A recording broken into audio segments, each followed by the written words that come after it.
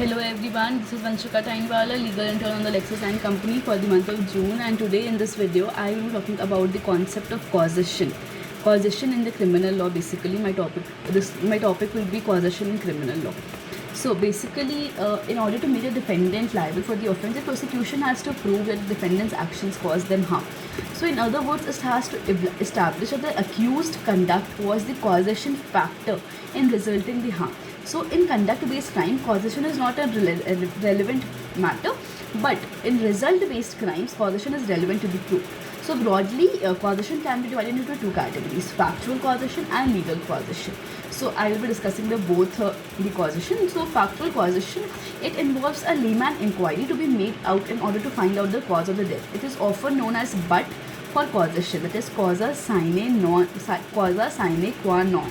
So the question needs to be asked is whether, but for the accused act, the harm would have occurred.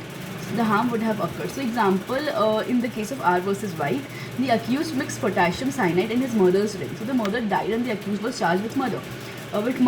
So later on, it was found that the deceased only drank a small amount and her death was because of natural causes and was only coincidental to the defendant's act. So the accused was found guilty of attempted murder.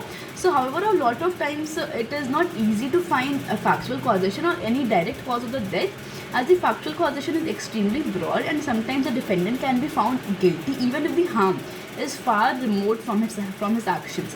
So this leads to legal causations which can limit the potentiality of the broad liability. So coming on to the legal causation, it is a more narrow and subjective concept as compared to the factual causation. So not every cause in fact can be said to be the cause in law.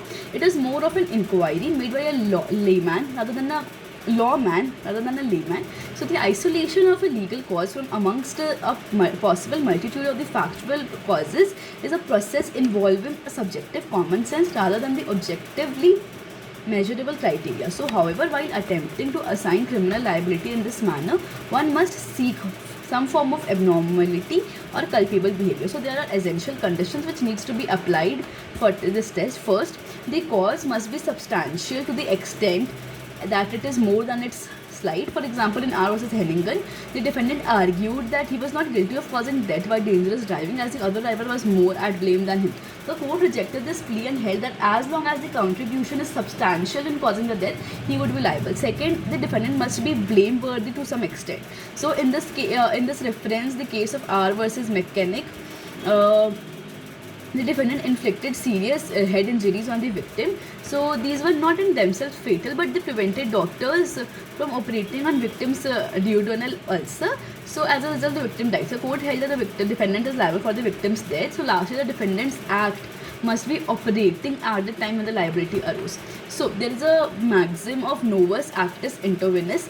This means that the defendant may avoid liability even if actually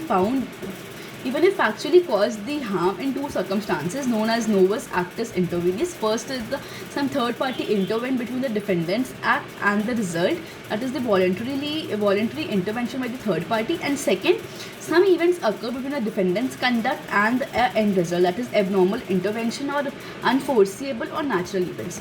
So coming on to the voluntary intervention by a third party. So the break of the chain of the causation by a third party is only when the defendant's actions are non-operable. So if the defendant's act was operating and substantial on the cause of the victim's harm, so the chain of causation is not broken. So in the case of R versus Faggett, the defendant used his girlfriend as a human shield against the police while shooting at the police. So in return of the fire, the girlfriend was shot dead by the police. So the argument of the defendant that the actions of the police caused the death and not his actions were rejected by the court. The police shot did not break the chain of causation. So the court held that the defendant's act was foreseeable and therefore did not break the chain of the causation. So this was the basic concept of the causation. So it can be said, like in the case of R versus Jordan, the victim who had stabbed the wounds died after 8 days of stabbing. So by this time, her wounds were largely healed. So the court held that it was medical treatment that went wrong after the healing that caused the death. So the wounds were not substantial and cause of the death, rather than the antibiotics which were administered to the victim. So the medical treatment was wrong. It was held to be the cause of the death. So In later years, the court narrowed it further and held that the chain of causation will break where the medical treatment is so poor and independent of the Defendants Act that the court regards that the act of defendant as insignificant as compared to the poor's treatment. So this was the whole concept of causation, wherein there are two types of causation: factual causation and legal causation. Hope you understood the case. Thank you for listening. Have a good day.